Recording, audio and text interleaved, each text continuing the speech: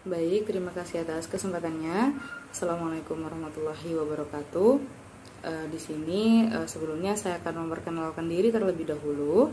Perkenalkan, nama saya Dewi Makfiro dengan NIM 2019 210009. Di sini saya akan mempresentasikan bab 7 dengan judul Customer Value Driven Marketing Strategy, Creating Value for Target Customer.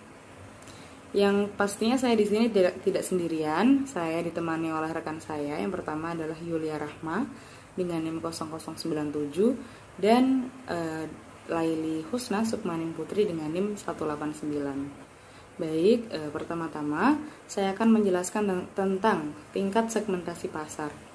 Tingkat segmentasi pasar dibagi menjadi 4 bagian. Yang pertama adalah pemasaran segmen, yang kedua adalah pemasaran ceruk, yang ketiga adalah pemasaran lokal, dan yang keempat adalah pemasaran individual. Baik, selanjutnya saya akan menjelaskan satu persatu dari keempat poin tersebut.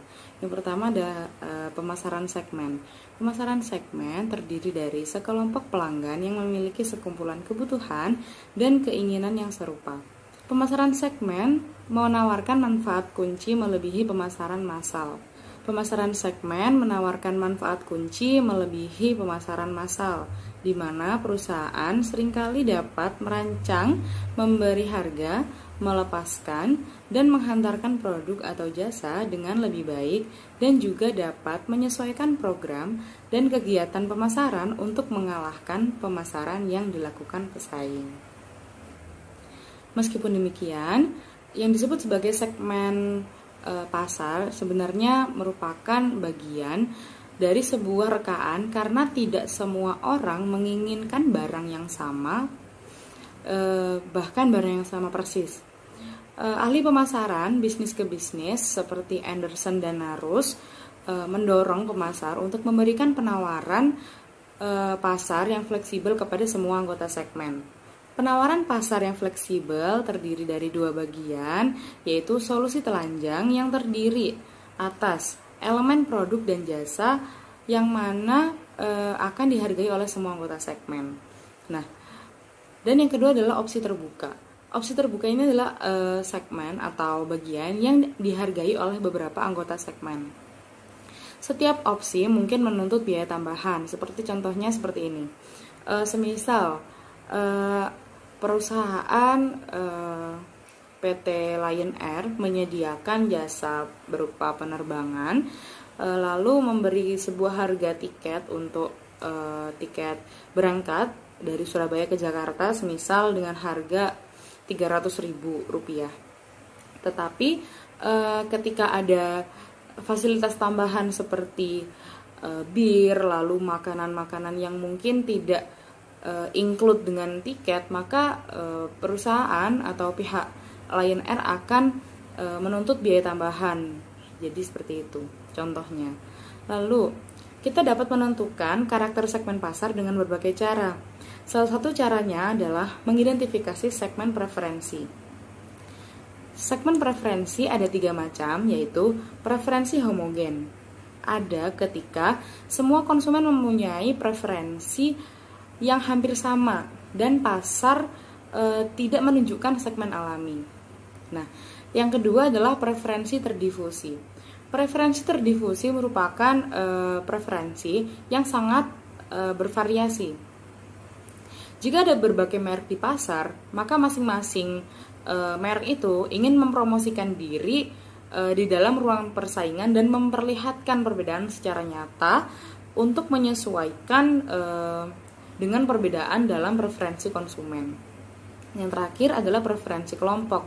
Preferensi kelompok ini dihasilkan ketika segmen pasar yang alami muncul dari kelompok konsumen dari preferensi yang sama. Baik, selanjutnya saya akan menjelaskan tentang pemasaran ceruk. Pemasaran ceruk adalah kelompok pelanggan yang lebih sempit yang mencari bauran manfaat yang berbeda. Pemasar biasanya mengidentifikasi ceruk dengan membagi satu segmen menjadi subsegmen. Nah, sebagai contohnya, apabila Hertz, Avis, Elmo, dan perusahaan lain yang mengkhususkan diri dalam mobil sewa bandara untuk pelancong bisnis dan liburan. Maka, enterprise menyerang pasar penggantian asuransi beranggaran rendah dengan menyewakan mobil, terutama kepada pelanggan yang mobilnya rusak atau dicuri. Dengan menciptakan asosiasi unik terhadap biaya rendah dan kenyamanan dalam pasar ceruk yang terabaikan, enterprise menjadi sangat menguntungkan. Seperti apakah ceruk yang menarik itu? Pelanggan mempunyai kumpulan kebutuhan yang berbeda. Mereka bersedia membayar lebih kepada perusahaan yang paling memuaskan mereka. Ceruk tidak besar, tetapi mempunyai ukuran, laba, dan pertumbuhan potensial, dan tidak menarik banyak pesaing lain. Dan peceruk mendapatkan keekonomisan tertentu melalui spesialisasi. Nah, contoh lain yaitu pemasar ceruk ingin memahami kebutuhan pelanggan mereka dengan baik, sehingga pelanggan bersedia membayar harga tinggi. Contohnya lagi dari perusahaan Tom's of Maine yang diakuisisi oleh Colgate-Palmolive seharga $100 juta, sebagian karena produk perawatan tubuhnya yang seluruhnya alami dan program sumbangan amalnya menarik konsumen yang dikecewakan oleh bisnis besar. Merek tersebut menghasilkan premium sebesar 30% sebagai hasilnya. Ketika efisiensi pemasaran meningkat, ceruk yang tampak terlalu kecil bisa menjadi lebih menguntungkan. Biaya mendirikan toko yang rendah di internet membuat banyak bisnis yang baru berdiri itu membidik ceruk. Resep keberhasilan ceruk internet itu adalah pilih produk yang sulit ditemukan, yang tidak perlu dilihat dan disentuh pelanggan. Nah, dengan prinsip seperti ini, kita dapat memulai gagasan pemasaran, yaitu dengan cara mengejar long tail, yang mana menggarisbawahi seberapa provokatifnya implikasi ceruk di internet. Baik, selanjutnya saya akan menjelaskan tentang pemasaran lokal. Di sini pemasaran lokal itu merupakan pemasaran sasaran yang memunculkan program pemasaran yang disesuaikan untuk kebutuhan dan keinginan kelompok pelanggan secara lokal di bidang perdagangan, lingkungan sekitar, bahkan toko perorangan. Pemasaran lokal ini biasanya itu bisa kita lihat kepada perusahaan-perusahaan yang membuka cabang di beberapa daerah. Jadi ketika kita punya produk dan kita memiliki tempat untuk memasarkan seperti merek produk kita, misalnya saya bilang adalah McDonald, KFC, Starbucks, dan banyak produk lainnya. Nah, semakin banyak perusahaan tersebut membuka cabang, keuntungan dari perusahaan kan bisa kita bilang semakin meningkat. Tapi bisa juga ketika perusahaan tidak mengukur dan menilai atau menyurvei dengan baik dan benar, maka banyaknya cabang ini justru akan merugikan. Kenapa? Karena belum tentu di suatu daerah itu minat masyarakatnya itu akan menyukai produk kita. Jadi sebelum kita membuka cabang di suatu daerah, kita harus survei dulu masyarakatnya suka apa sih sebenarnya. Terus masyarakatnya sebelum ada produk ini, atau ketika tidak ada produk saya di daerah mereka tuh biasanya beli produk yang seperti apa, beli produk dari brand mana. Jadi kita harus memperhitungkan hal-hal yang kelihatannya sepele, tetapi ketika sudah kita menjalani bisnis, sudah mengelola di daerah tersebut, akan sangat kelihatan masyarakat ini minatnya itu sebenarnya pada brand apa, kayak gitu. Nah, selanjutnya kita beralih kepada pemasaran individual. Pemasaran individual merupakan tingkat segmentasi terakhir yang mengarah ke segmen 1, di mana pemasaran yang disesuaikan itu lebih mengarah kepada pelanggan yang mulai berinisiatif untuk lebih individual dalam menentukan apa yang akan dibeli dan bagaimana caranya. Nah, mereka ini masuk ke dalam internet, contohnya, terus mencari informasi dan evaluasi penawaran produk atau jasa. Nah, selanjutnya mereka akan mengadakan dialog dengan pemasok, pengguna, dan kritikus produk. Dan dalam banyak kasus mereka itu merancang produk yang mereka inginkan. Lalu penyesuaian atau customization ini tentunya tidak berlaku umum untuk semua perusahaan. Penyesuaian dapat sangat sulit diimplementasikan untuk produk yang kompleks seperti mobil. Nah, penyesuaian juga dapat meningkatkan biaya barang yang lebih besar dari biaya yang biasanya itu sudah ditentukan. Nah, biasanya kalau penyesuaian ini itu lebih kepada seorang individual, konsumen individual yang menginginkan barang yang berbeda dengan yang lain. Misal saya adalah pengusaha tas. Nah, konsumen yang sudah loyal kepada saya itu tiba-tiba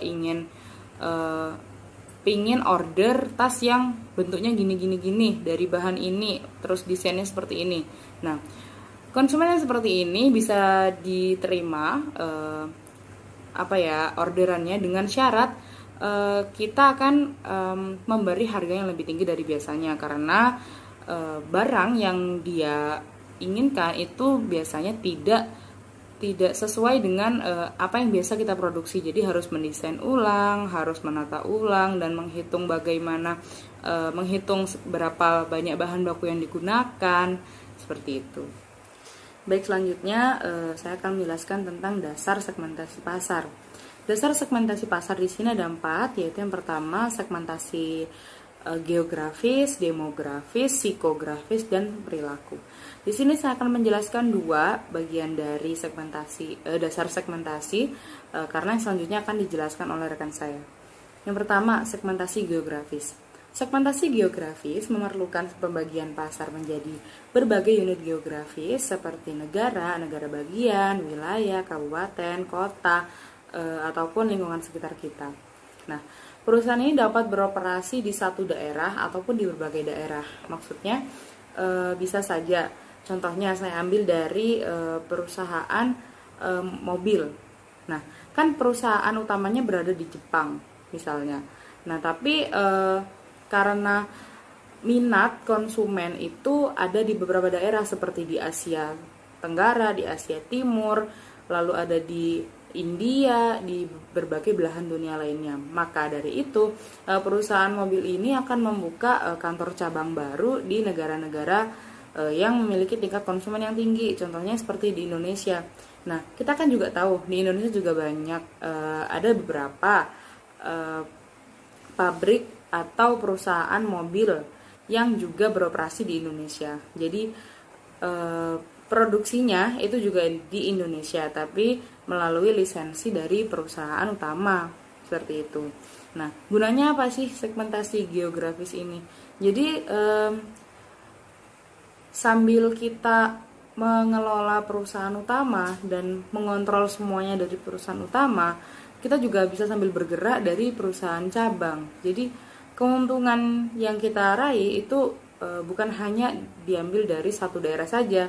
Jadi kita akan memanfaatkan peluang geografis ini dengan membangun beberapa kantor cabang, bahkan beberapa pabrik di wilayah geografis yang sekiranya memiliki konsumen atau tingkat penjualan tinggi, seperti itu.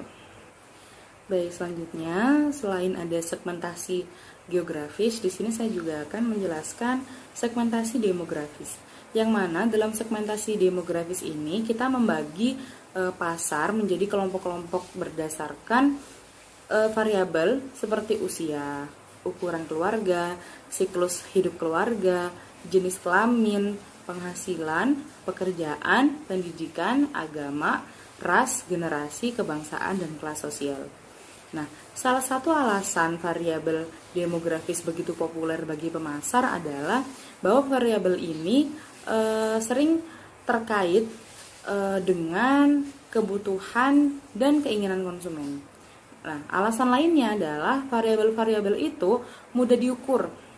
Bahkan ketika kita menggambarkan pasar sasaran dalam istilah non-demografis, misalnya berdasarkan jenis kepribadian, kita mungkin harus kembali ke karakteristik demografis untuk memperkirakan ukuran pasar dan media yang harus kita gunakan untuk mencapai secara efisien. Yang pertama ada usia dan tahap siklus hidup dalam segmentasi demografis. Nah, biasanya perusahaan itu menggolongkan usia dan tahap siklus hidup itu seperti halnya dengan perusahaan Pampers. Perusahaan Pampers bayi itu akan menggolongkan produknya berdasarkan usia bayi. Misal bayi dengan 0 sampai 3 bulan ukuran pampersnya adalah S. Lalu bayi 3 sampai 6 bulan ukuran pampersnya adalah M. Lalu selanjutnya bisa ke ukuran L, XL, dan XXL sampai usia bayi berapa bulan, seperti itu. Jadi selanjutnya adalah tahap kehidupan.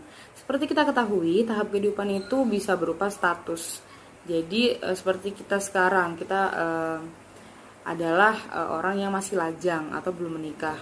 Lalu selanjutnya kita menikah, dan selanjutnya mungkin ada tahap perceraian atau ada tahap orang yang ingin menikah lagi. Nah, di proses segmentasi demografis ini, pemasar itu akan mencari peluang dengan poin tahap kehidupan yang orang itu beralih kan, misalnya dari lajang ke menikah ke cerai, mungkin menikah untuk yang kedua kalinya. Nah, pemasar ini akan membuat suatu produk yang berupa jasa seperti wedding organizing. Nah, seperti aplikasi-aplikasi online yang sudah banyak beredar di masyarakat, yang saya tidak bisa sebutkan semuanya, yang fungsinya itu lebih kepada kita bisa menemukan seseorang yang mungkin cocok kayak gitu. Tapi bisa kita ambil benang merahnya bahwa aplikasi-aplikasi seperti itu sebaiknya hanya digunakan untuk have fun aja, atau jangan mungkin kalau misalnya emang jodoh ya gak apa-apa dilanjutkan, tapi menurut saya tuh adalah hal yang terlalu dini untuk memutuskan hubungan serius dari sebuah aplikasi kayak gitu. Nah, selanjutnya adalah jenis kelamin. Di dalam segmentasi demografis ini, jenis kelamin mengapa sangat penting? Karena di dunia ini kan ada dua jenis kelamin, yaitu perempuan dan laki-laki, di mana kedua jenis kelamin ini memiliki daya tarik terhadap barang itu pasti berbeda. Jadi kalau bisa saya jelaskan, kalau laki-laki itu menurut riset lebih suka membaca informasi produk ketimbang melihat harga ataupun hal-hal lain. Jadi biasanya laki-laki itu lebih suka membaca, oh ini spesifikasi produknya apa, gunanya apa, fungsinya untuk apa, lalu digunakan di mana, kayak gitu. Kalau perempuan itu lebih suka melihat barang berdasarkan warna, desain, lalu bisa berdasarkan harga. Jadi perempuan itu lebih tertarik dengan hal-hal yang secara visual atau lebih terlihat oleh mata. Jadi misal warnanya lucu banget kayak gitu. Terus loh, desainnya kok lucu. Kata-kata lucu itu sebenarnya hal yang kita jarang sadari gitu loh. Padahal itu adalah salah satu daya tarik suatu barang. Jadi kadang barang itu nggak terlalu berguna. Contohnya ini, saya punya ini. Ini adalah kutek. Sebenarnya nggak terlalu berguna, ya dipakai waktu pengen aja kayak gitu kan. Tapi lucu, warna pink gitu kan, lucu ya. Itulah kelemahan dari wanita. Kalau melihat barang lucu itu kayak gitu langsung beli. Dan selanjutnya perempuan itu lebih condong kalau misalnya berbelanja, menurut riset juga ini tanpa didorong itu langsung kayak cari terus misalnya kita udah punya nih barang yang kita butuhin, udah dapat, tapi perempuan itu lebih suka meskipun sudah punya barang yang sudah didapat, udah ambil gitu, ya explore keliling swalayannya, mungkin ada sesuatu yang menarik kayak gitu. Jadi perempuan tanpa didorong pun dia itu akan explore sendiri. Tapi kalau laki-laki, dia ini lebih kepada ditarik dulu, kayak ini lo lihat entah, ini lo barang ini kok lucu ya kayak gitu. Misalnya tertarik kepada produk secara visual ataupun kayak gimana sebelum dikasih tahu. Kayak misalnya saya sama teman saya cowok lagi belanja bareng, terus dia mungkin lagi cari apa, saya cari apa. Nah, ketika saya kayak nemu barang yang lucu, misal ini lo lucu, lihat entah. Nah, kalau kita nggak bilang gitu, dia tuh nggak bakal noleh dan nggak bakal punya interest untuk tahu itu produk apa sih. Jadi kayak gitu. Cowok itu lebih gimana ya? Cowok itu kan kalau misalnya belanja lebih suka dibelanjain, ya enggak? Yang cowok ngaku ya. Jadi cowok-cowok itu biasanya ngelis dulu dia mau belanja apa, terus kalau misalnya dia belanja sendiri, dia itu akan ngelis belanja apa, terus baru ke swalayan dan langsung ambil langsung bayar. Tapi kalau misalnya ada partnernya, misalnya ini pengalaman saya pribadi sih, jadi kalau misalnya ada partnernya, dia tuh lebih suka bilang misalnya ini loh aku butuh ini, tolong dibantu dong untuk cari barangnya tuh di mana kayak gitu. Soalnya kadang cowok itu nggak tahu tempat-tempatnya, kayak nggak hafal gitu loh. Kalau cewek kan mungkin setelah dapat barang nih, misalnya aku dapat hand body, dapat parfum, dapat apa, tapi tetap muter aja cari apa ya yang lucu, apa ya yang promo kayak gitu. Kalau cowok kan enggak, kalau misalnya udah dapat ya udah bayar pulang gitu. Jadi kadang ini nih yang sering kita jarang sadari. Awalnya kita tuh ke swalayan pingin beli mie instan misalnya, udah dapat mie instan, terus lewat ranjang minuman, kok ranjang kulkas, lewat kulkas minuman, terus kok lihat aduh kayaknya beli susu enak, aduh kayaknya beli ini enak, ya udah jadinya ketika awalnya cuma pengen beli mie, kita akhirnya beli minuman juga, terus lewat keranjang jajan, aduh kayaknya snack enak kayak gitu, dimakan bareng mie. Jadi yang awalnya cuma pengen beli satu, cuma pengen beli mie, akhirnya kita kayak meluas gitu loh, karena melihat barang-barang yang dipajang.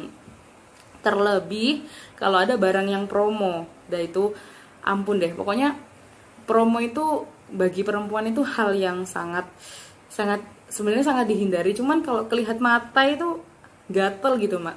Gatel untuk pengen beli gitu. Padahal ya nggak penting-penting amat. Kayak misalnya kutek ini, kita tuh nggak tahu harga aslinya itu berapa. Misal harga yang sebenarnya, harga normal itu berapa. Tapi kalau udah ada tulisan buy one get one dengan harga berapapun, ya beli. Nggak tahu. Ya itu emang naluri manusia, apalagi perempuan. Jadi segitu saja presentasi dari saya. Apabila ada salah kata atau perbuatan, saya mohon maaf sebesar-besarnya. Akhirul kalam. Wassalamualaikum warahmatullahi wabarakatuh. Selanjutnya akan dilanjutkan oleh rekan saya. Terima kasih.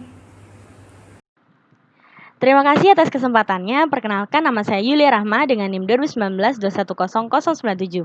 Di sini saya akan melanjutkan presentasi yang dibawakan oleh rekan saya, yaitu generasi. Setiap generasi sangat dipengaruhi oleh saat pertumbuhan mereka, musik, film, politik, dan mendefinisikan kejadian pada periode tersebut. Para ahli demografi menyebut kelompok generasional incurred atau kelompok. Selanjutnya kelas sosial. Kelas sosial berpengaruh kuat terhadap preferensi mobil, pakaian, perlengkapan rumah, dan kegiatan bersenang-senang. Selanjutnya ada segmentasi psikografis. Segmentasi psikografis ini dibagi menjadi dua, yaitu sumber daya yang lebih tinggi, lalu sumber daya yang rendah. Sumber daya yang lebih tinggi ini dibagi menjadi 4 kelompok, yaitu penuh, pemikir, pencapai, orang yang mengalami.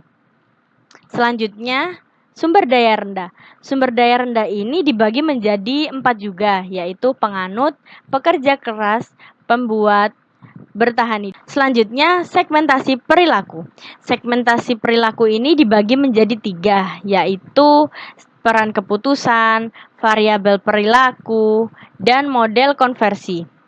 Peran keputusan ini dibagi menjadi 5, yaitu pencetus, influencer, pengambil keputusan, pembeli, dan pengguna. Selanjutnya ada variabel perilaku.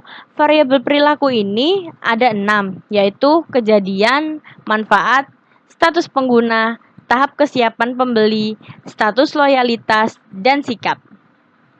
Selanjutnya model konversi. Model konversi ini dibagi menjadi 2. Yang pertama model segmentasi pengguna merek berdasarkan kekuatan komitmen. Lalu yang kedua model non pengguna berdasarkan keseimbangan disposisi. Lalu ada dasar untuk segmentasi pasar bisnis.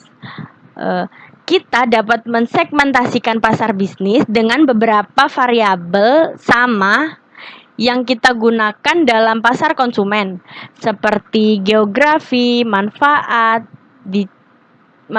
yang dicari, dan tingkat penggunaan. Tetapi pemasar bisnis juga menggunakan variabel lain. Dalam industri sasaran dan ukuran tertentu, selanjutnya dasar untuk segmentasi pasar bisnis.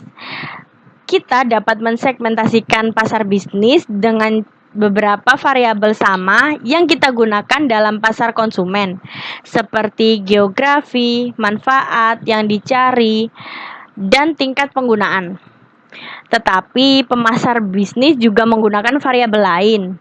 Dalam industri sasaran dan ukuran tertentu, selanjutnya perusahaan dapat mensegmentasikan lebih jauh lagi berdasarkan kriteria pembelian. Terima kasih, selanjutnya akan dilanjutkan oleh rekan saya. Terima kasih atas kesempatannya. Nama saya Lili Kusna Sukmani Putri dengan NIM 2019-210189. Di sini saya akan melanjutkan presentasi dari rekan saya. Di sini saya akan menjelaskan tentang penentuan target pasar. Penentuan target pasar yang pertama ada kriteria segmentasi efektif. Kriteria segmentasi efektif ini yang pertama ada terukur.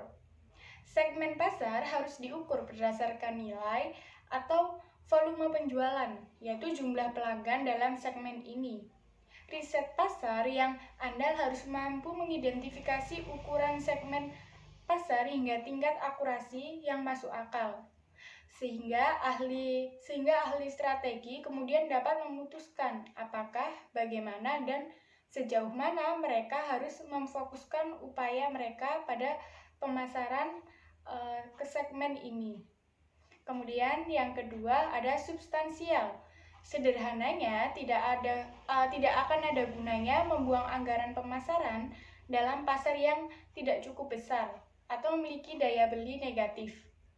Nah, segmen pasar yang layak yaitu dari kelompok yang homogen dengan karakteristik yang jelas seperti kelompok usia, latar belakang sosioekonomi, dan persepsi merek.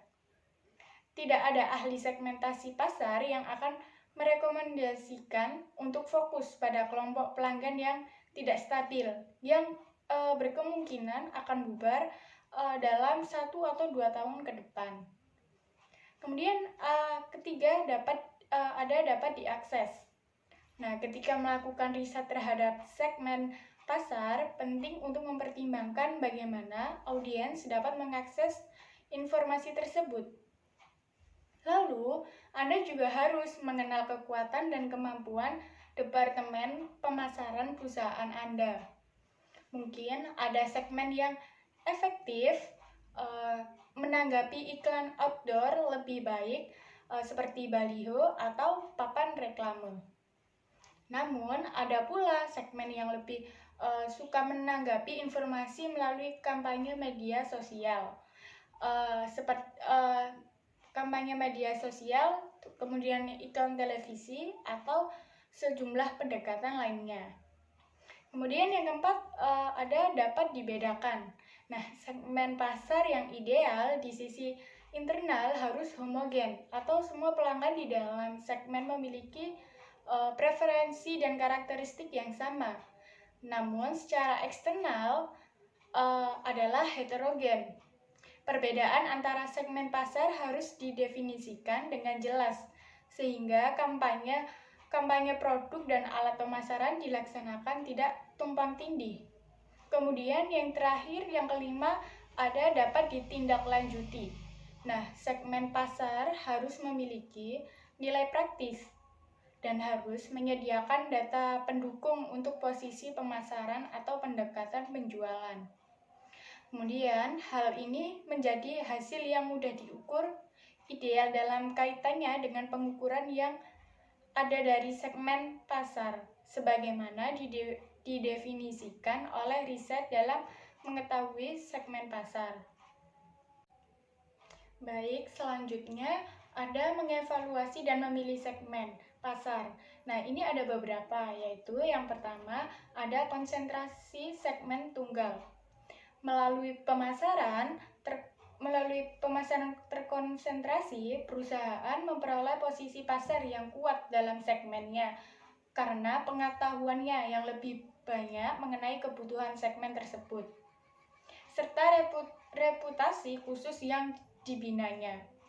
Kemudian lebih jauh lagi, perusahaan menikmati banyak penghematan operasional melalui spesialisasi produk, distribusi, dan promosinya. Sekaligus pemasaran terkonsentrasi menimbulkan resiko yang lebih tinggi daripada yang biasa. Kemudian yang kedua ada spesialisasi selektif. Nah, spesialisasi selektif ini perusahaan memilih sejumlah segmen yang masing-masing secara objektif menarik dan sesuai bagi tujuan dan sumber daya perusahaan. Strategi peliputan ini banyak segmen ini mempunyai kelebihan dibandingkan peliputan segmen tunggal dalam hal penyebaran resiko perusahaan. Kemudian ada yang ketiga, spesialisasi produk. Spesialisasi produk ini itu perusahaan memusatkan diri dalam pembuatan suatu produk tertentu yang dijualnya kepada beragam kelompok pelanggan. Nah, resiko yang merugikan terjadi jika produk tersebut tergantikan oleh produk yang sama sekali baru. Kemudian yang keempat ada spesialisasi pasar. Spesialisasi pasar ini perusahaan memutuskan diri untuk melayani berbagai kebutuhan dari suatu kelompok pelanggan tertentu. Kemudian yang kelima ada cakupan pasar penuh. Nah, cakupan pasar penuh ini perusahaan besar dapat meliputi keseluruhan pasar dengan dua cara umum, yaitu pemasaran tak terdiferensiasi atau pemasaran terdiferensiasi. Yang pertama ada pemasaran serba sama, yang kedua pemasaran serba neka, dan yang terakhir pemasaran terpadu. Baik, selanjutnya ada pertimbangan tambahan. Pertimbangan tambahan ini ada rencana invasi segmen per segmen. Rencana invasi segmen per segmen ini perusahaan sebaiknya memasuki satu segmen pada satu waktu. Kemudian pesaing tidak boleh mengetahui segmen apa yang akan dimasuki oleh suatu perusahaan di kemudian hari. Nah, rencana invasi perusahaan dapat terbentur ketika menghadapi pasar yang tertutup. Oleh karena itu, penyerang harus menemukan cara untuk masuk. Nah, yang biasanya memerlukan pendekatan mega pemasaran atau mega marketing. Nah, ini koordinasi strategis dari keahlian ekonomi, psikologi, kemudian politik, dan hubungan masyarakat untuk mendapatkan kerjasama sejumlah pihak untuk memasuki atau beroperasi di pasar tertentu. Sekian presentasi dari saya, terima kasih.